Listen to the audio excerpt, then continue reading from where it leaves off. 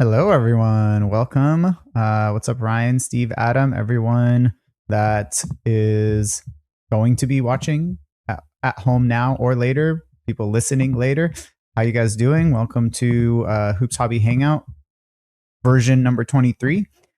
This week, we are excited to talk about some of our collecting history in the 90s, or I guess not necessarily the 90s. I shouldn't make that assumption.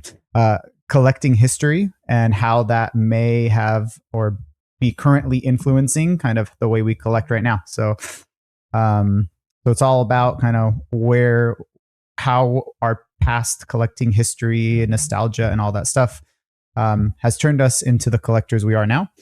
As always, if you are interested in hanging out, you're welcome to via Instagram. We are on my Instagram, which is sac.kings.cards. And then we are also on YouTube. And so feel free to join in the chat. And there's a QR code here you can always scan, as well as I'm going to put the link into the chat on YouTube. So lots of that stuff. Please feel free to jump on. We all have a history or a background in collecting, and that have shaped us into the collectors we are today. So it's hopefully a conversation we can all make contributions to. Before we do that, just checking in with everyone. Are you guys all doing good? I know you guys are all in snowy-ish parts of the country. I don't know what the snow situation is like everywhere. Are you guys you're all here, so...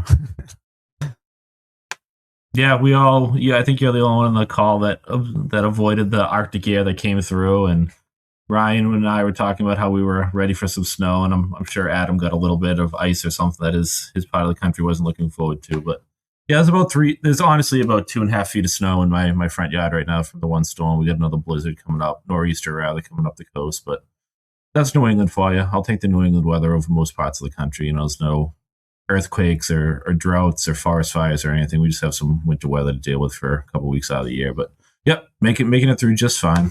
Couple weeks, isn't it? Like 6 months? Yeah, you would think that. No, the real winter weather is like mid-January up through mid-March. It's like an 8-week span and with like recently, the past few years haven't been that bad, but this year's looking to be like it'll be a long winter. Nice. Well, that's good. Yeah, we basically had 6 inches, I think, maybe 5 to 6, and I get it pretty heavy because I'm in the foothills, but it's all gone on east this year. It's crazy. We've had like 2 big snowstorms, which is crazy to be almost through January and not have a couple feet of snow, accumulated. Yeah, it's funny. I was watching, not by my choice, I despise football, but I was watching the playoff game in Denver, and my sister, I called her and she was like, "Oh yeah, we didn't even know it was snowing until we were watching the playoff game." So yeah, it's been pretty wild. Yeah. We surprisingly got over a foot in the last week or so, Whoa. Which is a lot for my neck of the woods.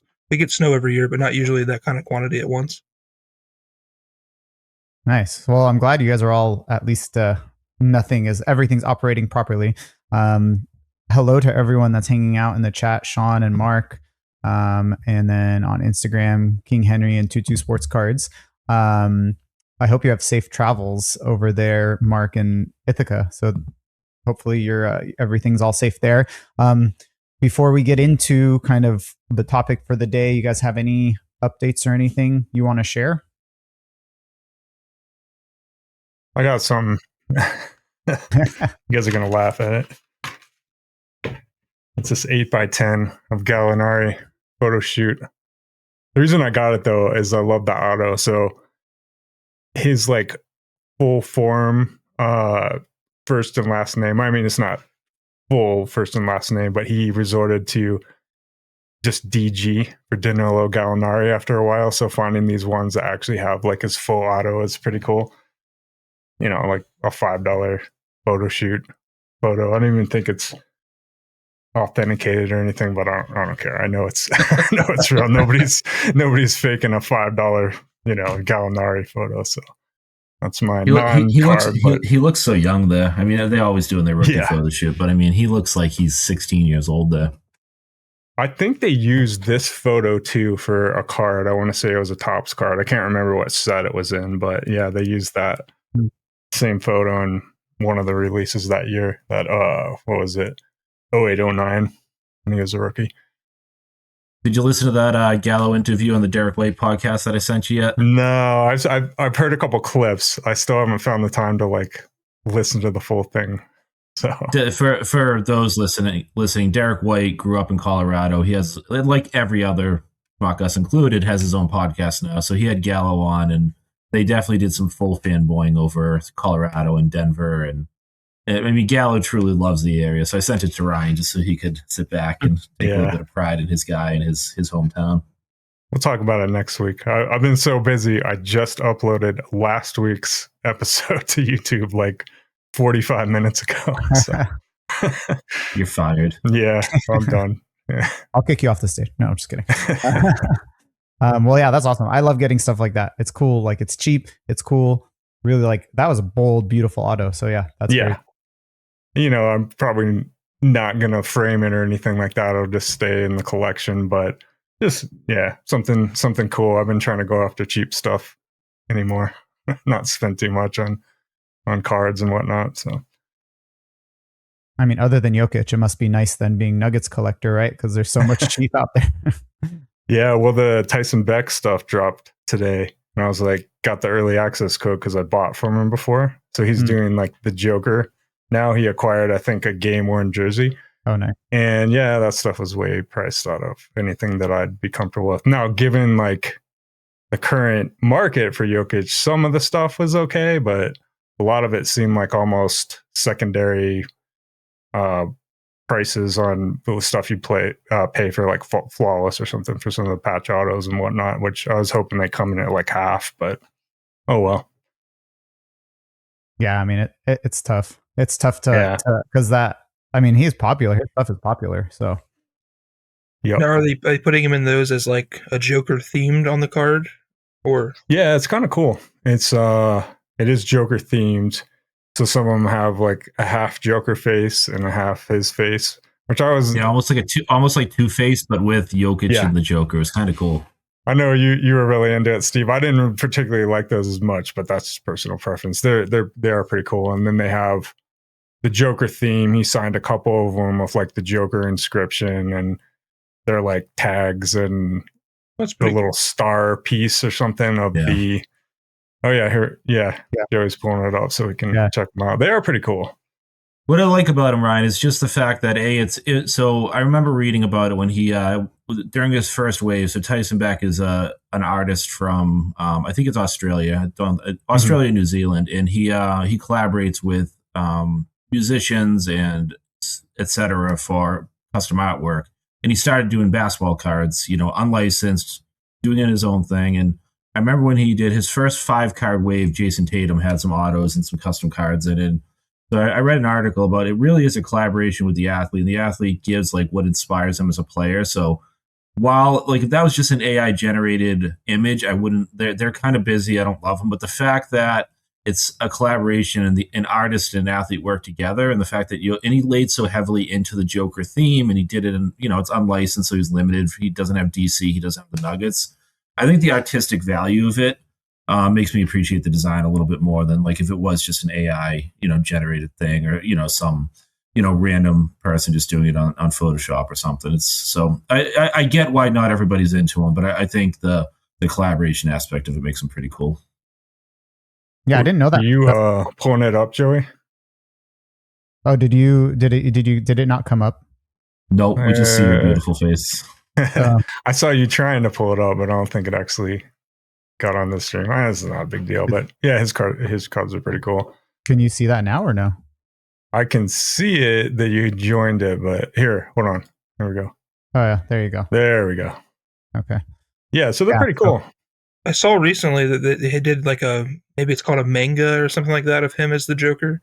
Those look pretty cool. Maybe Optic, I want to say, but they look pretty neat. But they sell for absurd money. The same with there's like a Curry one of him cooking, like Chef Curry. Like it's kind of a neat play on it, but they sell for absurd money. Like I can't even comprehend the people paying that. Like $10,000 and stuff. I think the Curry in a tin's like $25 or $30,000. Yeah, Dang. insane. Crazy. Yeah. I mean, I like the ones that are not personally Joker, but I mean, it's crazy because you have a total of 24 cards. I mean, that's it. So Yeah, so those like tag ones limited to 4. I think when I first got on there, I got in with like a minute of the early access. I think they had some other tier that was like before that too. But those were, $3,500, which in the grand scheme of things is not that bad. I think maybe the tags were $4,000, but given what the secondary market's going for, like flawless of the same level, not terrible. But I'm a cheap collector, so yeah. This isn't going to be good for audio. This is more video only. But Joey, can you go back to that tag one? Because I appreciate, or even any of the. If you click, he shows all 4 copies. So if you click on the preview, so That's pretty cool. oh yeah, and so you can see the game date. You can see the game dated. So it's a handwritten game date, 10/24. So he's chronicling on his website each of the game used pieces. I hadn't seen that before because I haven't looked into any of his relic stuff. I really appreciate that. So he shows every individual card. you have like a chance to get the tag version too, because apparently when you order this, it's one of the cards there. Yeah, see that tag version at the bottom there? You have a chance to get that one. I think maybe in multiple tiers or something. I thought that was kind of cool. So you didn't sell that one outright. You just have a chance to get it. But yeah, I mean, those drops are pretty cool. And fully licensed by the player or however he does it. I'm not sure how he does it specifically, but he uses the photos in a way that it doesn't look stupid, like some Photoshop job that's just move the jersey number down and blow it up or something. Yeah, I mean, he does a good job of just avoiding like that chest area where the team name usually is, for sure. I mean, the designs look, I'm just going to say it 1,000 times better than anything's top has done so far and probably ever will do. Fanatics at the helm. Wow, look at young Jokic right there. Ooh, baby Jokic. Yeah, there you go. And actually, sorry, just to clarify, it seems like it's not 24 total. It seems like there's several that are numbered. These randomized patch autos. Yeah. They could be any number, like 10 out of 10, out of 15, out of 20. I think it says all cards numbered to 20 or under, but there's how many, 10 or something like that. But looks like there's a total down here that you could figure out the total print run. And they are game dated. So you got the jersey game dates, and that's another cool aspect of it. Yeah, that is really cool. Nice. Well, cool. Anyone else got something to share? I pulled up one of those Curry images just to show what I was referring to. Screen's gonna pick up off my phone. Yeah, those cards to me are just so ugly. I'm sorry. I think they're kind of neat. I mean, I wouldn't necessarily go chasing them or anything, but I think it's a neat kind of play on the nicknames of people. But I looked up the last sale of one, 42,000 for that. Is unbelievable.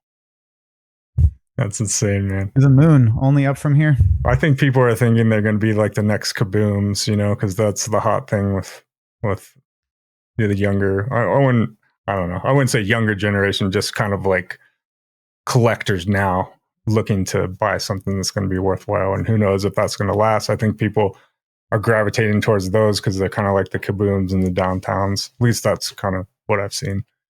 But who knows? I ain't dropping 40K on something like that. Go for it if you want. Sean, do you want to elaborate? You're hoping for a horse collaboration? And you said it's not a joke. If you want to elaborate.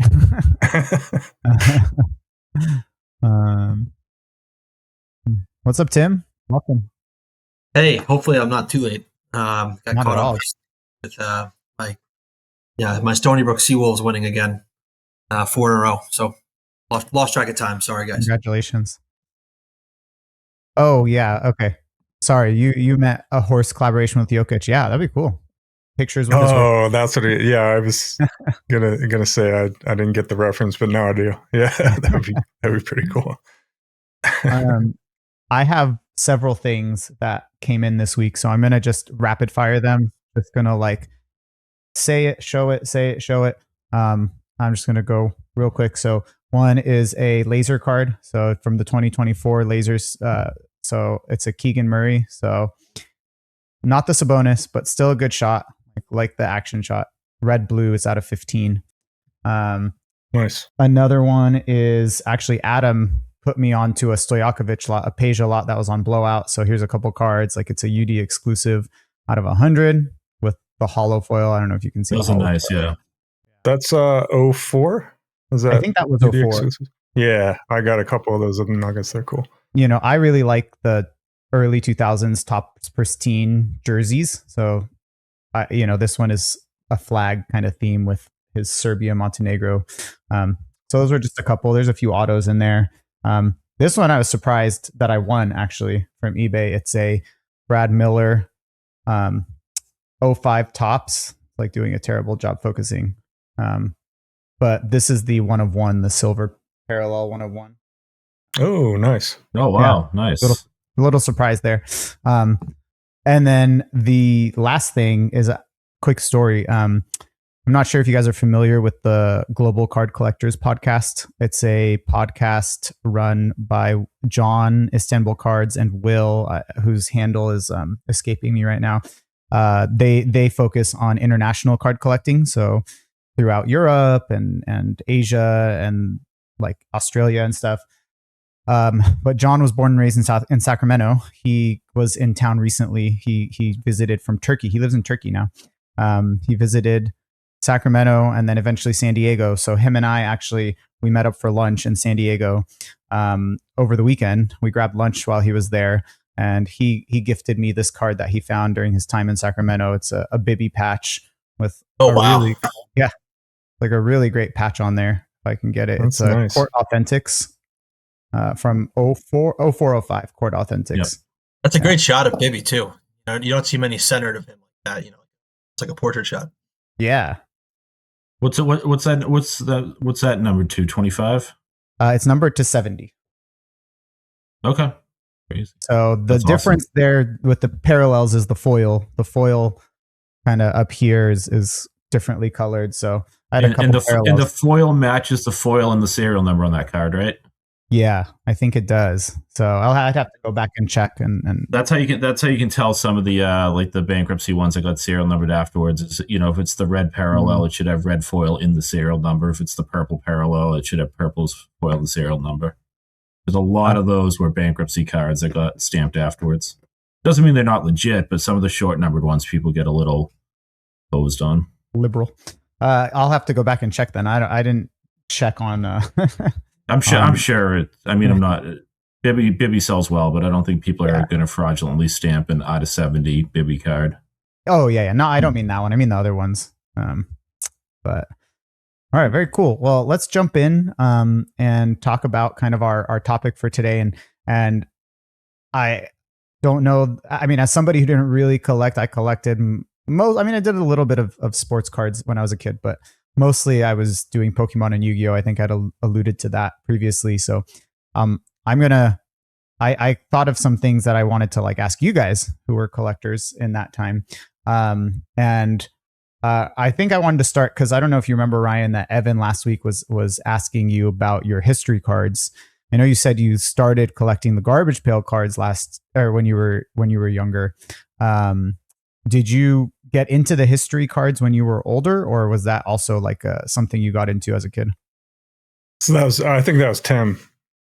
Was that Tim? Sorry, that was asking. Yeah. Sorry. No, it's all good.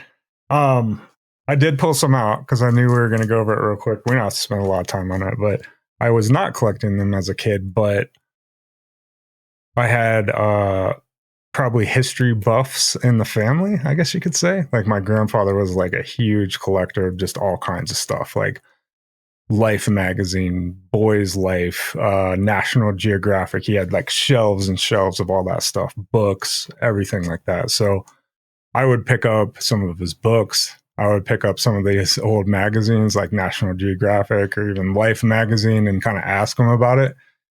So it wasn't really cards back then. It was just like general interest in it.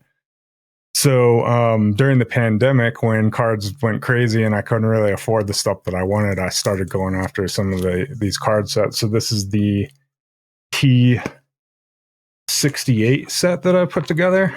This is a tobacco card set, but it has a lot of, significant figures from like history, right? So there's like Christopher Columbus, for example. I think that's Geronimo, like the Native American. There's Ben Franklin. I know they have like Lincoln, right? That Henry Hudson's my favorite. Yeah. And so these came out of a product called Royal Bengals cigars. They also made smoking tobacco, or no, I'm sorry, chewing tobacco. So like this back right here, you probably can't see it too well on the camera, but here's your little cigars, and then this back is the panhandle scrap. And I think, that's probably a good page to show because this is the miner's extra. So this is like pouch tobacco. This was like the chewing tobacco, and this was the cigar. So they had the same front, but the back would be based on what product you bought. So that's a 100 card set that came out in 2 different series, and they're relatively affordable. So if you look up Royal Bengals Heroes of History or Men of History, I think was the first one was called. The Heroes of History has like some women in it too. Like that's Molly Pritchard. There's like Betsy Ross in it and stuff like that. The lady that created the first American flag. So it's kind of cool. And it does give a little like blurb about what they did and what was significant about them. So that's kind of the first set that I chased. And then it kind of went off the rails, and I've got all kinds of other weird stuff in there too. This is like another tobacco set. They're like smaller sized, but you got like Mark Twain there and some other people. So that's how just it goes, right? You get sucked in on one thing and you just goes crazy from there. Exactly.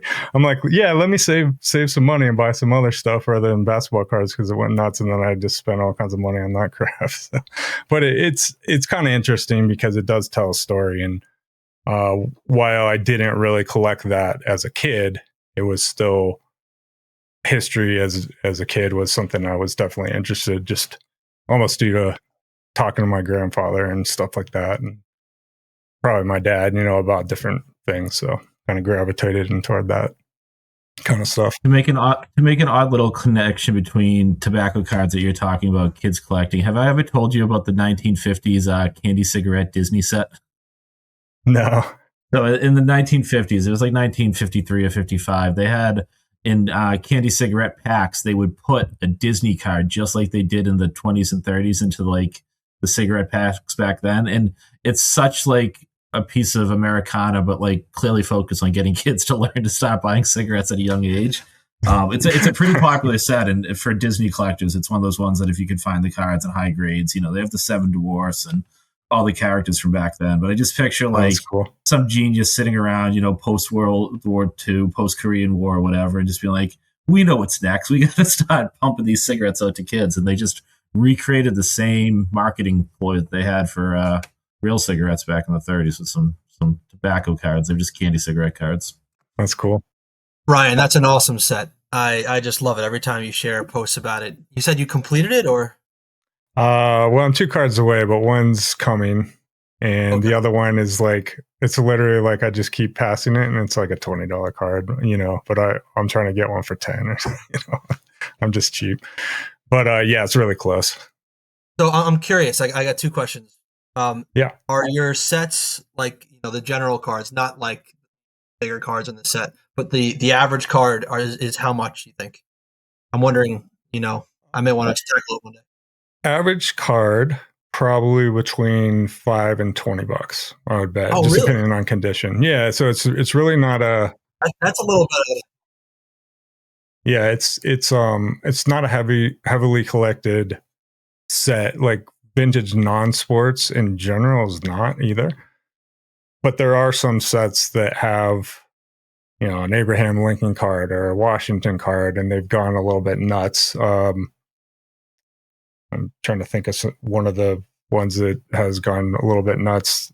I want to say like T11s or something. I can't remember the name, but there's some stuff, like everything else. Unfortunately, flippers get a part of it, so they buy them all up and then they grade them and then they try to keep selling them and pushing them out, and it's just kind of gone up and up over the years. But that's a cool one to get into because you can find a lot of them raw. You can find a lot of them lots, And then if you start it, let me know, because I probably have like 30, 40 common doubles too, where I maybe got a lot and got a slightly upgraded copy or something like that. So fun set to start.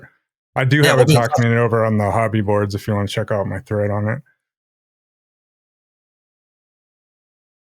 Yeah, you saw me on there today. Yeah. Yeah. Nice. Nice. So do you guys have a particular place you want to start with kind of talking about our kind of childhood collecting, where it came from? Steve, do you have did you have a place in mind you were like wanting to jump off of? Yeah, well, I just like Ryan was talking about his Garbage Pail Kids collection last week, and it just made me realize that we talk about, you hear a lot of times people talking about their hobby origin story and everything, but I just thought it'd be fun to, Ryan went back to what it was like collecting those cards as a kid, and what, maybe he made some investments. I don't mean like money monetarily, but like time and organizational investments into getting some of the Chrome cards, as an adult, and not only just the nostalgia factor, but he kind of went back to recollecting that stuff. So, and I also, we're all from different parts of the country, different ages. Adam's the only one without any sign of a receding hairline when he said 90s collectors as kids, because he definitely wasn't a 90s collector typically.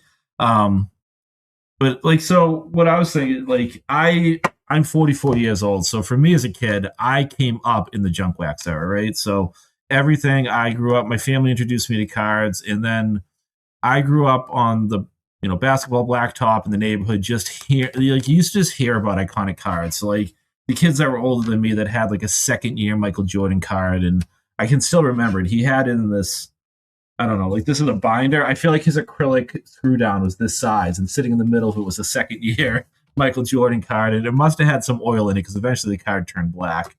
But you would just hear about like the older kids in the neighborhood that had these like rare cards, or Roger Clemens rookie. And so I just thought maybe like, we could all share a little bit about what we were collecting back then, how we were collecting, and some of the commonalities. And I know this could throw us down a rabbit hole of Ryan's negative Nancy commentary about cards at gas stations and the overproduction and junk slab era. But like for me, like most of my cards back, I'd say from the age of like 8 to 15 were either gas station pickups, stopping by local card shops and looking at stuff I couldn't afford and hoping to save up my pennies for like one pack of Skybox Emotion. Or God bless my mom, who loved Shop at Home Networks and would get me like box sets of Classic, or she bought me this one hobby box once, probably from Don West. It was a Multisport Classic product, and it had like Anthony Hardaway, Drew Bledsoe, like in their final year of their collegiate program. And I would just like sit and open it up and tear through it. At one point, she bought me a box set of 91 Courtside, and I pulled my first ever on-card auto. This is a player named Cedric Lewis, played for Maryland. Don't know who he is. I've had this card in this top loader ever since. This is actually a pretty popular set. It was highlighted by Larry Johnson. There's a UNLV Larry Johnson auto in this set. And I want to say there's also a Vets version of this. Like there might be a Bill Walton auto, maybe even a Larry Bird. I could be misspoken on that one. But that's my first ever on-card auto. I used to think, like, if you think back to the early 90s, you didn't know what you were collecting, and we all thought we were going to be rich, right? So I have, still in the same top loader, I have a promo card of Larry Bird that I pulled out of a VHS tape. But of course, I kept in the cellophane package, because if it's in its original condition, then clearly that's going to be worth money someday, right? With a nice little jewel shamrock that I stuck on the top loader. Back then, redemption sets were real popular. So if you want to be grossed out, look at these top loaders. And I didn't grow up in a house that smoked. I've never smoked. This is just natural aging, fine bourbon aging here. This is a collector's choice redemption set, draft picks redemption set. These were really popular back in the day. You could get like all-star redemption sets. This is the top 10 draft picks, and probably my most despised draft pick, RIP, is Eric Montross. Great UNLV player. He was not the player the Celtics needed at the time, and then he ended up being a bust anyways. But I was really just like a a local kid just collecting for with no real vision. You were watching ESPN highlights, trying to figure out who you liked. The Celtics were hot garbage back then, so I was collecting a lot of San Antonio Spurs, where I started my secondary team. I saw a meme the other day that if you were a kid in the 90s and you didn't have a team to collect, you collected the Seattle Mariners and the Charlotte Hornets. That was so true for me because Alonzo Mourning was my rookie. Right. But the last thing I'll say is I do have with me the first insert set I ever completed. And sorry, I'm just sort of padding here while I find it in a binder. So the first insert set I ever completed was, and I'll show you the Celtics card in it. And I traded for all these cards. And this was like, I felt mature at the time. Like I was in the neighborhood. We were grinding away. So in 94, 95 Flair, and I started on it because Dominique Wilkins had a Celtics card in it. Just such a 90s card right here. Just a 6-card insert set called Superstars. I'm sure I was looking at the Beckett odds of this stuff. But this was the first ever insert set that start to finish, I identified it. I had the Beckett. I checked them off, and I went through the neighborhoods for probably took me like a year and a half or so to trade for all of these. I'm sure they weren't hard to pull, but back then we weren't ripping boxes. We were ripping a pack or two at a time, and your buddy down the street might, rip a pack or two at a time, and you would try and get the key rookies and trade for stuff. So I don't know, just the way Ryan was talking last week just made me want to go down nostalgia lane a little bit and then see, if anybody that hangs out with us or any of you guys have similar stories about what life was like as you collecting, young versions of you were collecting cards or what drew you into the card collecting, space. Yeah, I was going to actually ask, like, I know we're not all necessarily junk wax kids or whatever, but I think, I hear stories from back in those days when like parents were hoping they would hold like boxes of 1990 Skybox or whatever, and then hoping that it would like pay for their retirement or whatever. Yeah, exactly. There you go. So was that the same like in the later 90s, in the mid to late 90s? Was that the same? Was it? So I can only speak from like my family's perspective, and Ryan, I don't know if your family's collecting at all. I don't know when Aaron Sealy was a pitcher for the Red Sox. Probably his rookie season was around 92. I distinctly remember getting an Aaron Sealy Upper Deck rookie in a stocking for Christmas, and my family being like, "You hold on to that one. You don't trade that." I also grew up with those same family members being like, "Don't get over your skis, kid. Like cards are only worth what people are willing to pay for them, right?" So they were like very realistic. But my uncle collected as a kid. He had signed Ted Williams baseballs. He had vintage rookies. And in the 80s, that stuff did spike. And there was no track record to look back on. Like we can look back on now. I think some of us have like a jaded perspective of the current hobby because we can look back and be like, guys, we've been there. We've done that. There's 30, 40, 50 years of data to say, slow down the hype of some of this stuff, right? In the 80s, there wasn't that train. It was all of a sudden these cards from the 50s, 60s, and 70s were spiking because it just became popular. So my family was both ways about it. Personally, I did not experience that into the mid 90s. I really felt the slow down of the hobby. But I was also getting older, right? So me and my brothers, once we were driving, we weren't going to cut through the woods to the neighborhood to go play basketball and bring our cards with us in a backpack. So my lifestyle changed, but also just sort of cards in my inner circles, like my family and my cousins, just sort of dropped off the table with the exception of my brother and I, who would like randomly pick up a pack at Target or something, in the late 90s, early 2000s. So I don't know if it was really the trend of the entire market or just what I was experiencing as an individual at that time.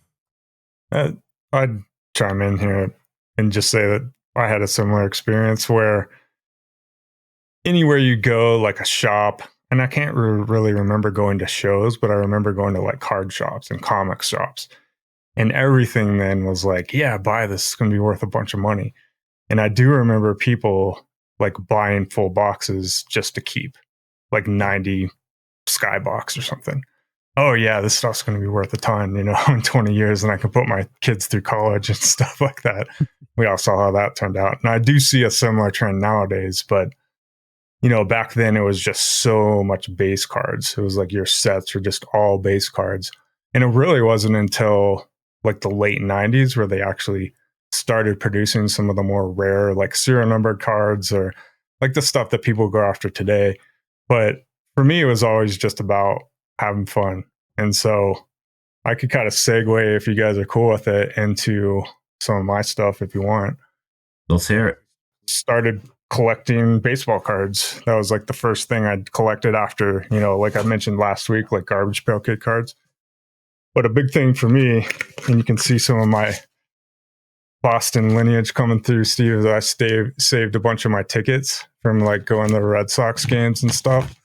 That's awesome, man. I like that wasn't even on my radar back then. Yeah. So like, That's so cool. I got a bunch of Red Sox. My family is actually a lot of them are from Cincinnati. So I went to a bunch of Reds games as well. Here's some like cards I stuck in there for whatever reason. But yeah, that's really when I transitioned out of Garbage Pail Kids cards into like, you know, real cards. Not necessarily because I still collect Garbage Pail Kids cards, so I can't trash it too hard. I did go after a lot of baseball stuff. So this is like a big binder, just probably a lot of my cards from when I was a kid. Pete Rose. My dad actually went to school with Pete Rose. So cool. I want to say he's got some autographs or something in a binder, you know, him. So I collected him a bit back in the day. And these are just like players, you know, we got Kyle Ripken, King Griffey Jr., obviously. People are super hyped on him. That was your investment card, right? If you pulled one of those, you'd want to keep on a hold of it because it's going to be worth a ton of money. Nolan Ryan, you know, so this is like kind of how I started getting into cards, because in the late 80s, basketball really wasn't a big thing. You had 86 Fleer, but it wasn't really that hot at the time. And then I would say basketball didn't even really get hot until like the early 90s, especially 92 with Shaq. That was like a huge year for basketball. That's probably when I got into basketball, was around the Finest Shaq era. Yeah, when the finest stuff started coming out. So just to go into basketball just a little bit, this is a pull from when I was a kid. So this is the 93 Scoring Kings Jordan. Awesome. This was in a screw down for a very long time. And I only submitted cards once, and I submitted to the Beckett through like a breaker that I got involved with, like actually a local breaker to Denver back in mid 2010s. And so I submitted that with him, and I didn't know anything about grading. I thought, oh man, you know, this thing's going to get a high grade. And it would have if it wasn't in a screw down, because it's got a big crease through the middle. It's a surface crease, but I don't know if it shows up on camera, but there's this line running through right here. You guys can see it at all. There, you can see it. Mm-hmm. And it's surface, so it doesn't go through the car. It's not like bent or anything, but it's definitely from that big screw down that I had it in. So still got an 8, huh? Yeah, still got an 8 somehow, you know, who knows. But yeah, that's kind of one I had when I was a kid. And then I've showed these off before, but these giant player binders, it's actually from our Instagram photo today. This is a ridiculous sized player binder, but you know, it's got Jordan and Magic Johnson and Robert Parrish, just, you know, all the players that I collected back then. That was when I first got back into collecting again in the 2010s. I just took all my bins of crap and threw them in here and sorted through them and just had a really good time. So that's where a lot of my childhood stuff ended up. I'm impressed that you held on to it, because I was going through some of my old binders today, and I've got a couple of I still have a couple of just like binded up factory sets that my mom got me, and I still have a couple of like the baseball, like Upper Deck every year. I mean, most companies did, but every year they must have been I had 3 brothers, so they must have been like buy one get 3 free or something. She would always get us the Upper Deck base sets that never had the SP cards, so it never had the Jordan card or any of like the variations. It just had the base set. So I still have those stacked up in the corner of a closet somewhere. But I did clear out a lot of like my like hoops base sets and stuff that I would have collected as a kid. I just got rid of them when I moved. I didn't keep all of it. It was too much stuff. part of the goal with that was actually to downsize like 3 to 4 giant bands of cards. Yeah. So I was like, we can't keep having these in the garage or like moving with them and having to lug them everywhere. So part of that whole effort of organizing them was to actually downsize the ridiculous amount of cards I just had from when I was a kid. It was not really my cards, but my brother's cards as well. So, Right. Yeah, probably threw out, oh man, like 5-6 big ass trash bags full of stuff. Wow. Have you ever seen what's the documentary that about the guy goes back and he starts researching about the 91 Griffey, and then he goes into the whole, his dad was in the industry. I forget the name of the documentary. It's not is it King? It's not King of Cards. I forget what it's called, but I'll find it. And I know what you're talking about. And at the end of it, they just have like it's almost like a ritual where they all open junk wax above a bonfire and they just flip the cards in one after another. It's like it just really hits home for me because it's like there was just so much of that stuff. And if we collected back then, we all had. I remember my brother was renovating his basement and he had like all of our old childhood like dressers and stuff down in one room, and he opened all the drawers. That's where he had stuffed all his cards when he became an adult. So he literally had like what used to be my underwear drawer just full of cardboard. And then he like opened the next one where would have been t-shirts just full of cardboard. And yeah, we've all been there, Ryan, for sure. Yep. Ryan, I love the mention of your grandfather as a big inspiration into how you kind of had a collector's or grew a collector's eye, and you kind of got that gene. Maybe like when it's the rest of your guys' turns, you can mention like, who specifically was it that made you get that itch in the beginning for whatever you collected. But if I can maybe segue into mine, my brother Michael, big brother Michael, I'm one of 8 kids, by the way. And my older brother Michael was the one who was really into collecting. My dad, I don't think, has owned anything he would qualify as a thing in his life. My mom kind of had that collecting gene a little bit, and then my brother Michael did, and he passed it down to me. Stuff like Pokemon cards, definitely baseball. I think that was probably the biggest in the beginning. And I only really got out of baseball 2 years ago before I got married. And I kind of transitioned to basketball, and I don't have much of my baseball collection anymore.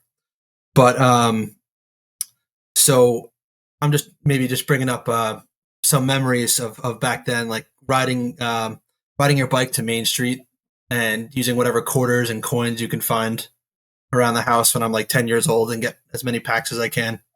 My parents would be nice and take me sometimes, mainly my mom. But my brother Michael was such a big inspiration to me, and he always had this much cooler, many more years to it binder that he would carry around. And this was the late 90s, early 2000s. So when I was just learning about these guys, and I only really knew Derek Jeter and McGuire and Sosa and Bonds, when I would see holographics of those in his binder, it would be so cool, and I wanted to get what he had. The main card, I think, to me was like, me and my other brothers wanted it so bad, but he would never give it up, would be Metal Universe 1999, Bernie Williams. I love the Metal Universe 98 and 99 in particular. But that's definitely by far like the white whale card of collecting when I was a kid, because my brothers didn't have it and only he did. So in my case, if you guys see when I post sometimes on my page, I do have a few baseball cards, and this is definitely right up on top. It's today only worth $5 or so, but to us back then it was worth everything, and we just couldn't get our hands on it because he was the only one. Some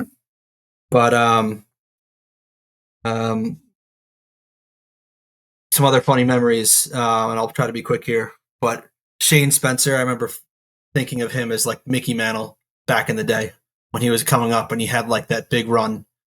And to me, like my whole family is Yankees fans, and we were all saying, that Shane Spencer was going to be like the next Mickey Mantle. And I just remember I just know how stupid that is looking back.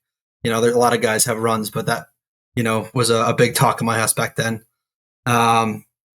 And also the full pages Ryan was showing, and I really love displaying my cards like that. And it was because of my brother, but mainly from the store I had growing up in Roslyn, New York. It's called Bookmarks. No one here is probably familiar with Long Island, but he's the only place I've ever been to that have full page binders of like 3 or 4 guys, and he had maybe like 300 stars. And you would have them around the perimeter of the store. So I would go in and kind of flip through them. And to see like a full page of Randy Johnsons when I only have like 2 Randy Johnsons back then, and he had all the shiny ones and all the different sets that I never see packs of because you'd only see Upper Deck and Top Space basically at the stationery store in town. So, to be able to put together these pages over time as I got older and had a little bit more money has been great. But that original store, Bookmarks, is definitely the inspiration for that, the main inspiration. And my prized possession when I was 12 was a piece of Mickey Mantle's bat in 2007 Tops. It was 107, I think, the number on his back. He wore 7, right? I wouldn't be able to tell you. Oh yeah, Steve's saying yeah. Yeah. Yep. Great Seinfeld reference. That was my prized possession back then. And when I started pulling stuff that was actually numbered, I remember feeling like, this is amazing. And I just kept collecting ever since. But 2 other things. I miss the stats on the back of cards. Baseball cards still has them, but basketball cards needs it. How expensive is it really? Come on. How expensive is it to put those back there? You're fanatics.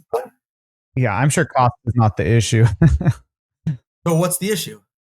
Effort. I feel like it's effort. Find space in the back of a card for LeBron James's 23 years of stats. Make it fit. I mean, we used to see Julio Franco and all these other guys. Now they made it fit, especially in 2004 in that era in baseball. They would put so many years on. But I just feel like they could totally do that. The other thing is, and Steve may get a kick out of this, but one old memory I remember is getting X-Men cards, which I thought were so cool because I was watching the 90s cartoon at the time, in chicken nuggets. There was X-Men cards in chicken nugget packages. So, I mean, I eat the nuggets if they made it, but I would just buy it and then just open it at home and leave the chicken nuggets in the fridge and get these X-Men cards. Do you recall that at all, Steve? I don't remember specifically chicken nuggets ones, but Tony's Pizzas and Post cereal and Ding Dong. I mean, there were, food and cards went together heavily in the 90s through early 2000s. I feel like it was more in the 80s and early 90s, but I guess that was like the last time I really saw it. But to me, that was so cool. It's like, we got to get these chicken nuggets like every time we come. Like, I need to complete the whole set. But before I move on here, I'll show you guys a little bit. My only baseball card. Anyone knew me a couple of years ago, Brian, I had a few. I had like 50 plus. I only have downsized. This is the original cover I had on my binder back then. Yankees versus Red Sox on a piece of paper. It's starting to brown. It's so old. But this was made, I think, in 2004. I still have it's in good condition, the binder. Seams are very good. And these need to be updated, as you can see. The numbers on, I think it's Cy Young's MVPs, the stats, and World Series wins. Yeah, they need to be updated a little bit, more so for the Red Sox. But just to show you guys a couple pages, I tried to keep just the cards from back then when I was collecting with my older brother, who no longer collects at all. So like early 2000s. And I added a couple things that would have looked nice in that one. But I still have some full player pages. Wade Boggs on the Yankees. Yeah, awesome. Huge Wade Boggs guy. Lots of other Yankees full pages. Clemens, El Duque, huge. Derek Jeter, of course. That 2000 set. That was like the beginning for me. Like contemporarily. Unbelievable set. Bunch of other Yankees. Tino, A-Rod, Rivera. But I definitely wanted to keep players on other teams too, like the Devil Rays, Wade Boggs. There's something about the old guy with 3,000 hits that was just so like prestigious to me back Yeah. then. And plenty others like Gary Sheffield. I may not have them on every team anymore, but I do have probably 40 pages of some of my favorite guys. Here's a Astros autograph of Carlos Beltran. Didn't see many of those. That's contemporary autograph. And so I don't collect baseball anymore, but I have a lot of those really nostalgic cards that I truly loved. And while I don't collect and I just focus on basketball now, if I ever want that itch, to feel how I felt from 99 to 2001, I always open up this one binder. And that's the only binder I'll need, I think, for baseball. Yeah, it's cool that you kept the ones that meant a lot to you. That's very cool. Actually, Yeah. So a lot of stuff kind of is percolating in my head. So a couple main things, because you guys, Ryan and Tim, just showed a lot of binders that had full pages of player cards, like player pages. And I know, Tim, you still do that. I guess, my question is, what has changed? Why are largely people not doing that anymore? I mean, I don't know if it's, and I'm not saying it's a bad thing, but I think it's rare that a collector and for example, Ryan, those aren't necessarily all Nuggets cards that were in your binders. And I don't know if you were a Nuggets fan back in the 90s or not, and Tim, I know you had a lot of Yankees cards, but there were some cards in there of players who weren't on the Yankees. What has changed in the sense that we're not collecting cards like that anymore, of player pages and things like that? I know that quantity has decreased, like people tend to purchase less cards over more. So I don't know. I guess that's just, I just want to put that out there. Like what is different now about why that's happening? If I could jump in, I think that the incentivizing on YouTube and by fanatics to basically treat it as gambling, or it's more of like, how much money can I make from this card? Most of the people we know who are in this, a lot of them are collectors, but I would say most of the people you come across at a show are just trying to make some money or just trying to flip something. And that's just a massive incentive for a lot of people, which, is nice that people pay attention to the hobby, but it also, I think, takes away from the hobby itself. Like collecting baseball cards or Pokemon cards back in the day, I used to be able to go to the pool, and underneath the tunnel at the pool, there used to be like 25 kids on the ground with binders. Everyone knew a place like that in the late 90s and early 90s. I wasn't there, early 2000s.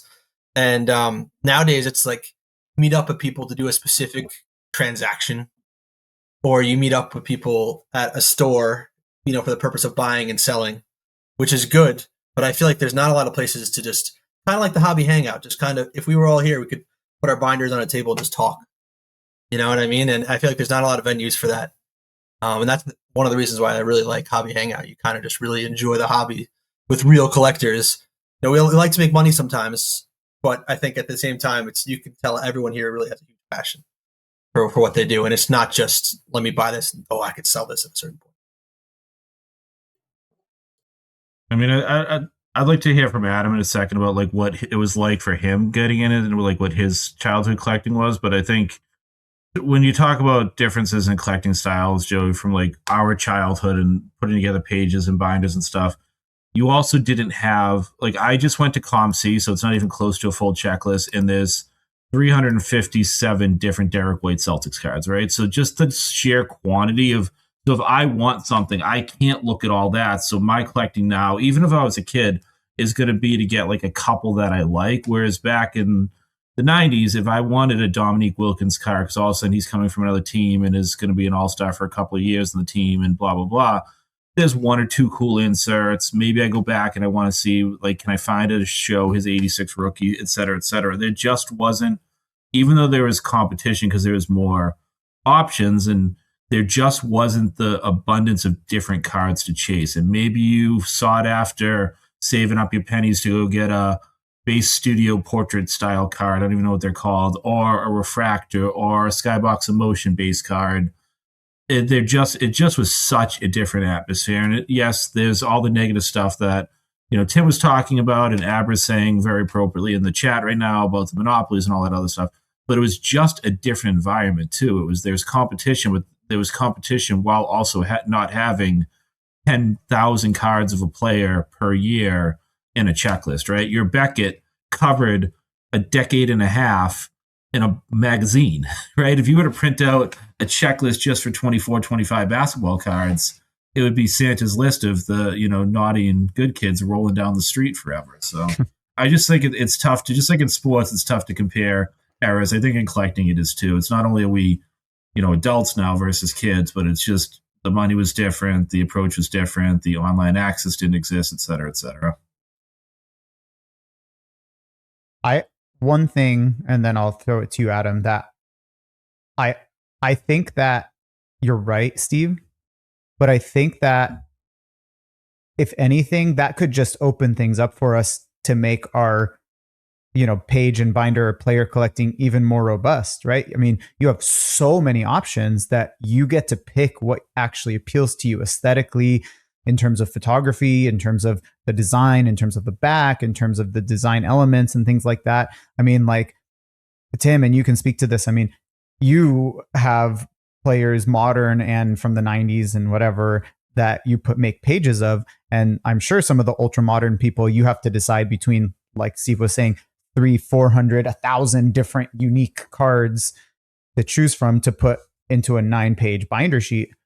But isn't that great that you get to sift through all that and say, okay, I have so many options. I'm going to love 9 of them. I just got to find the 9 I love. Exactly. Like, to me, like, I'm not rushing like I did with baseball. I would get like 16 full pages a month, and now I get like 4. You know what I mean? Yeah. So like, but each page, like today I did Kelvin Cato, and it's like, it's like my museum, my gallery. We're at Kelvin Cato. Next week, we're at Tyreek Evans, or we're at Craig Elo, and you get to find, in your opinion, the 9 coolest Craig Elos you find. And I think that that's a fun process. And even for the little guys like Kelvin Cato or Dwayne Coswell, shout out to the Kings. Yeah. Sorry, you know what I mean? Like, and they had 500 blocks. So they're in the club. Yeah. But I think just you'll never see a Dwayne Coswell or a Kelvin Cato post. And it's cool to dive into their journey more, in detail. And a lot of times I don't know, all of it. You know what I mean? I have a good idea of most players, but then you learn different things. There's different stories. Like you hear about Chris Mills going in front of a bus, and after getting in a fight with someone with his car, he pulled out in front of a bus and demanded that they were, that the person in the team bus get out and fight. You read about stories like that, and I think that that's cool to, if I can include any cool tidbits, I learn about them, and so people can learn with me. I think it's fun. So it's definitely fun to put a 9-page together. Yeah, I love that background that you put into things, and I think that your point about social media I think that your point about not being able to hang out with your buddies in town and like pull out your binders and look through them, that being replaced by sharing your cards with on social media is a great point. I mean, it's just not sexy to put up that cool 50-cent insert or whatever base card. Because that's just, nobody cares about that. Like, you want to see the cool autographs or patches or unique stuff, and that's what people are going to react to and respond to. So I think that's a great point. I think that does kind of lean towards or lean against collecting in that same way. Again, not that it's a bad thing. I just think it's an interesting thing.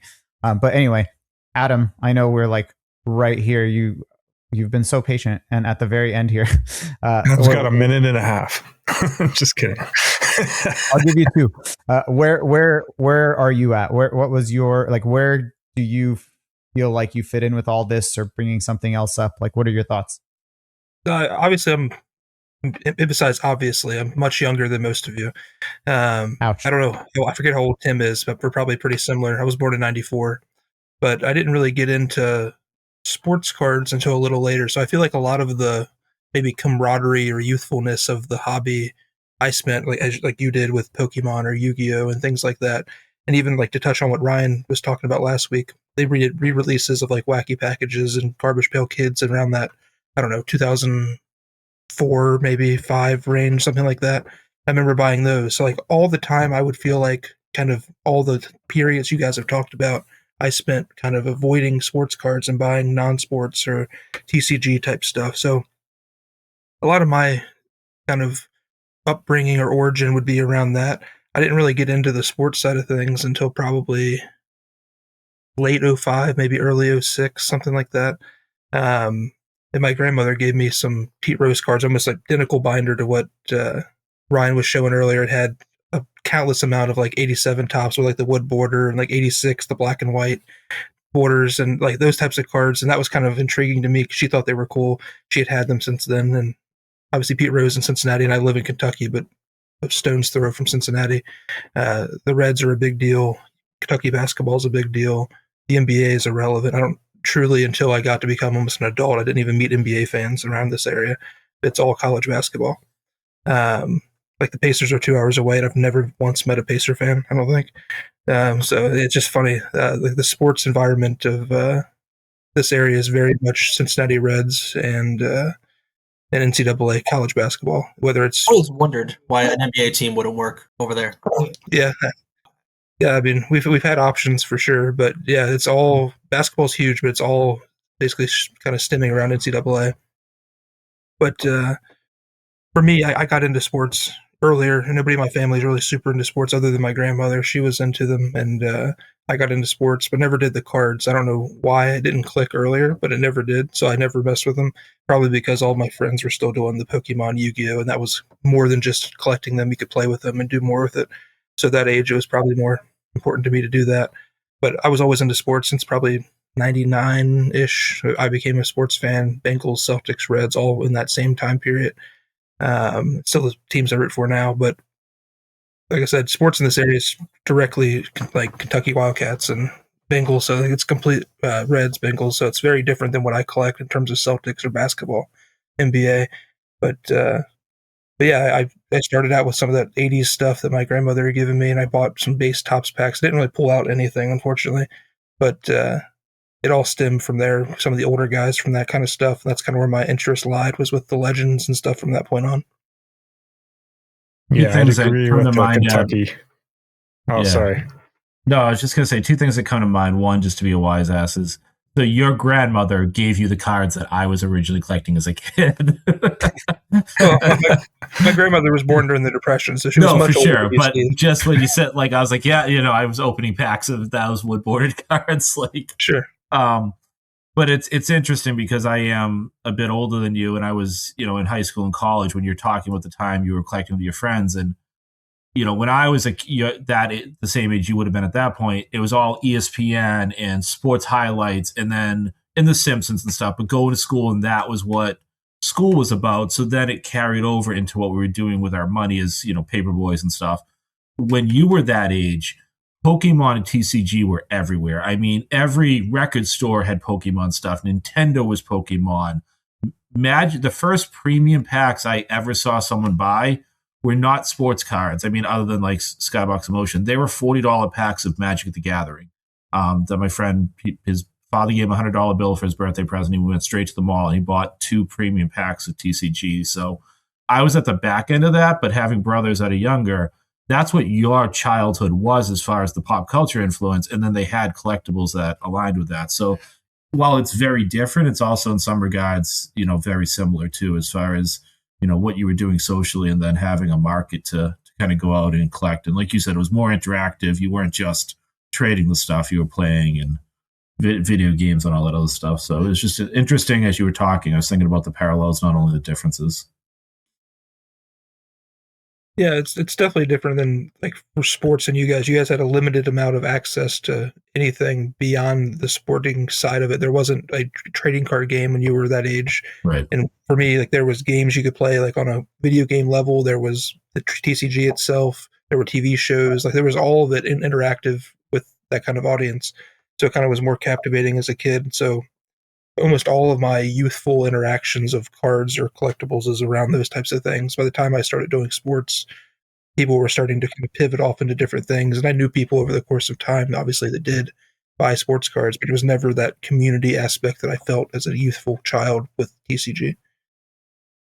Has nostalgia bit you yet? Have you? I mean, I know you're almost a completist sometimes, so you might want to stay away from some of that stuff. But have you gone back and wanted to get like any of your favorite cards and or any of your favorite games or anything like that? I've looked at some like the buying like the sealed games or something. Just have a few games that I thought were cool back in the day, but I actually still have pretty much all the stuff from when I was a kid. I haven't been able to find some of the Pokemon stuff, but the later Yu-Gi-Oh ones I found during COVID in a box in my basement. So I still have like I know Tim showed some last week, but like the Dark Magician Girl, Blue Eyes White Dragon, like all that that kind of stuff I found in a drawer in a kind of a tub. I don't know, 4 or 5 years ago, and then I found some of the Pokemon stuff. But I remember having more than what I found. So I don't know if at some point I traded Pokemon for Yu-Gi-Oh or what exactly the lineage there was. But I found some, but definitely not the full collection. That's cool. Yeah, it's interesting because I feel like, and I think Tim, did you also said that you collected Pokemon and Yu-Gi-Oh as a kid too? Oh yes, heavy.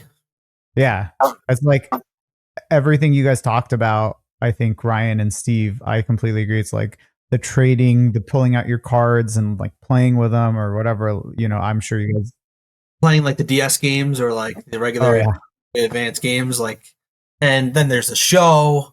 Everything was so immersive. You know, it wasn't Yeah. just you watch the game; you could play it whenever. You know, you don't have to wait till 8 p.m. to watch the Yankees. Like you could. All the kids were bringing these to school, to the pool, to the park. You know, and it really was just a scene back then. And Mhm.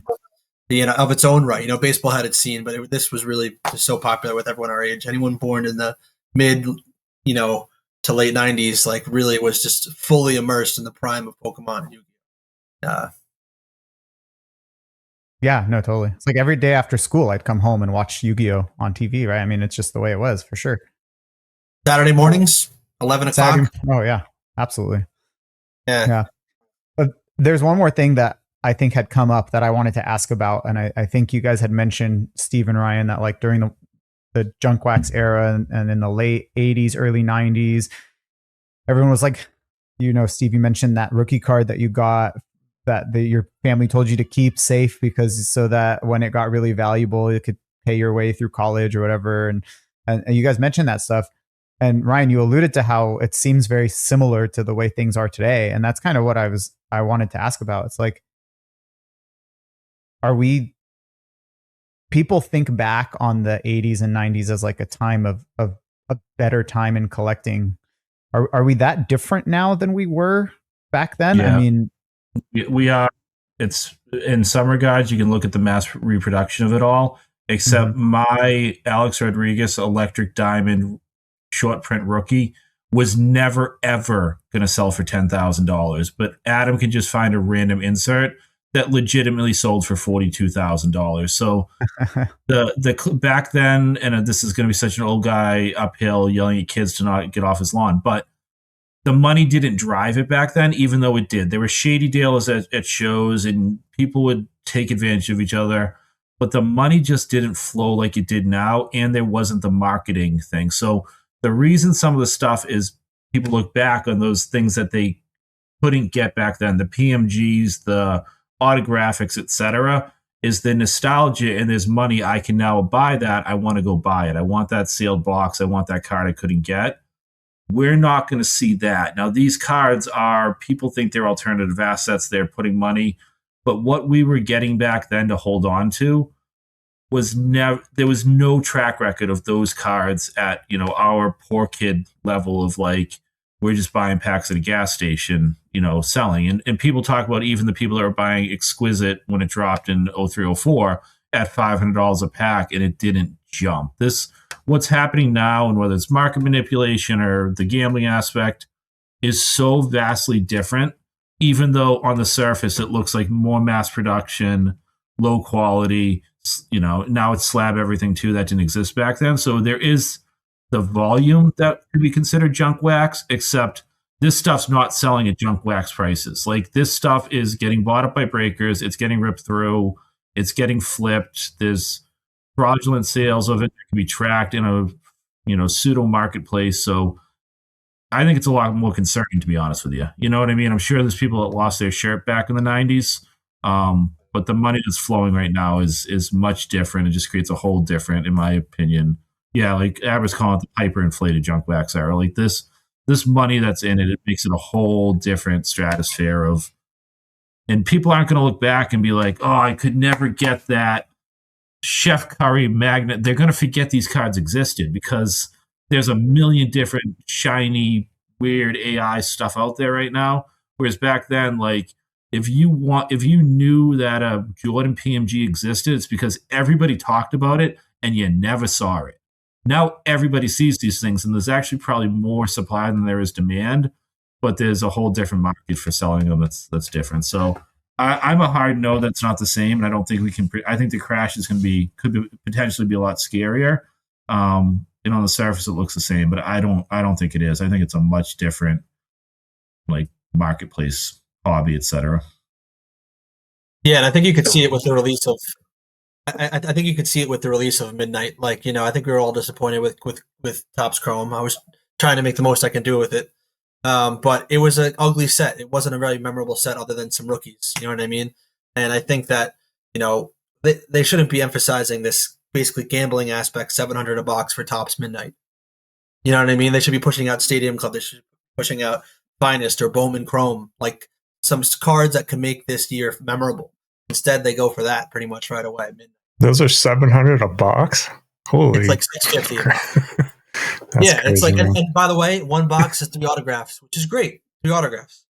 If you're just hunting autographs, but it's 1 pack, 7 cards. Yeah, it seems to be very focused on autographs. Right. I personally don't like the design. I think they kind of look ugly. But if you're an autograph chaser, it's cool, but not for $700, man. That's crazy.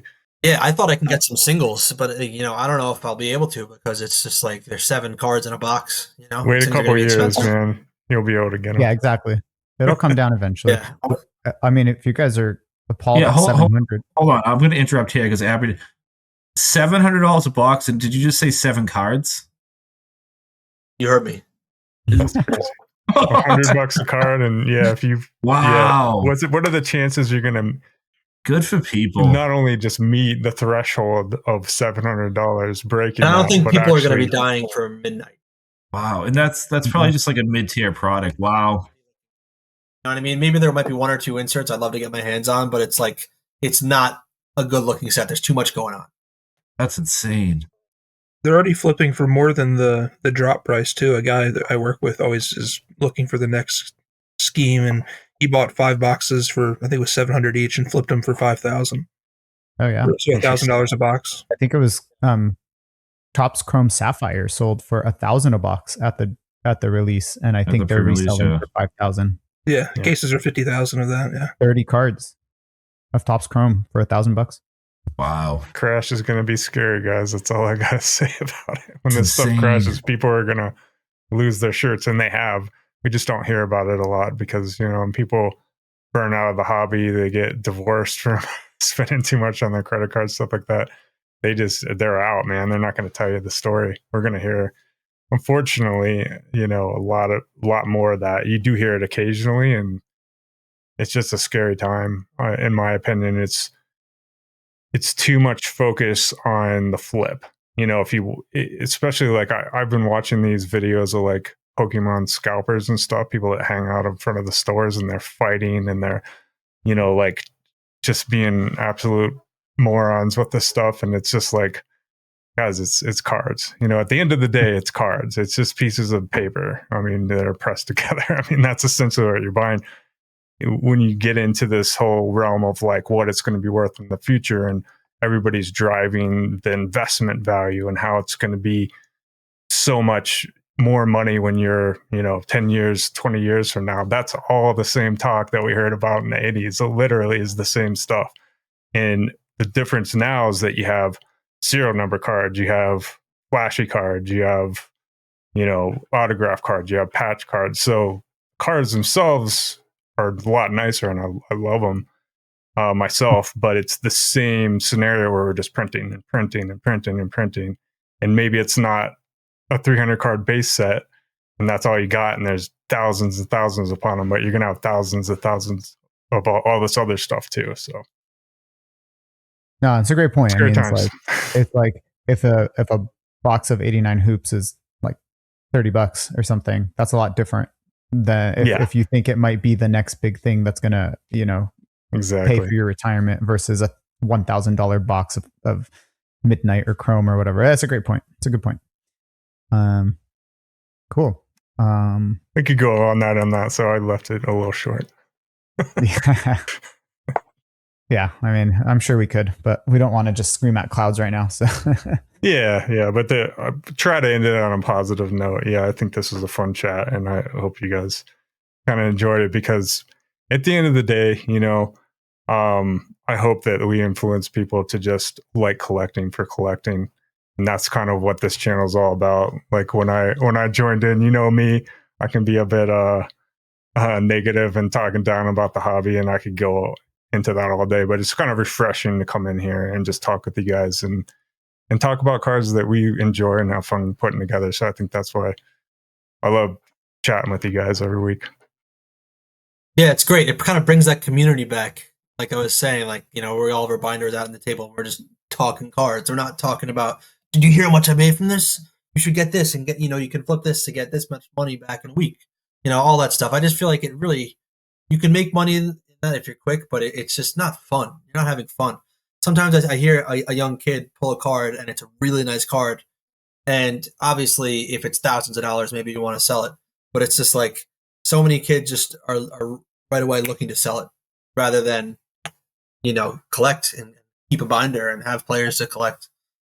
It's tough to see. But this hobby boards and if there was a hangout. market for Cedric Lewis autos back when I was a kid, I would have done the same damn thing though. So part of it is, and whoever the modern day Cedric Lewis is, I bet his auto sells for $150 right now. So part of it is, I think, the market creates things. So they can't blame the kids for everything, because I like, honestly, if I could have walked into it, my mom buys me a pack and I pull this guy and I have no connection to him, I would have walked into a show the next week and sold that for sure. 100%. We got to wait. These values drive everything differently for sure. Yeah. Anybody want a Cedric Lewis auto? Anybody? I'll go to Whatnot Send with it over. Yeah. Yeah, I mean, I agree, and I appreciate, the hobby boards and being here for the same reason. And I'll just say I always am like annoying and about emphasizing this is why more people need to be that love collecting, need to do the thing of sharing cards, even if they're not rare and even if they're not expensive and stuff like that, because an entrant into the hobby should see more of that than the scalpers and the flippers and the $1,000 profits and stuff like that, if we want people in the hobby that actually enjoy collecting. So I mean, that's just how it's going to happen. And so hopefully, like Ryan said, hopefully, we can contribute to that, and this is an avenue for people to do that. And that's why we always want everyone to come on and share their cards and share their thoughts and all that stuff. All right. I think that's probably a good place to end. So thank you everyone for hanging out, and thanks for sharing your old stories and things like that. Thank you, Mark and Gary, Sean and Abra, for, I don't know about anyone else, but I just have been reading this whole chat the whole time and having to restrain myself from cracking up. And sometimes I snuck out a chuckle. Yeah, it has been great. Yeah, this was a fun one, guys. Yeah. So thank you all. Thank you everyone who's listening now or later. We will talk to you guys soon, and keep sharing your cards and hanging out. See you guys. See ya. Yeah.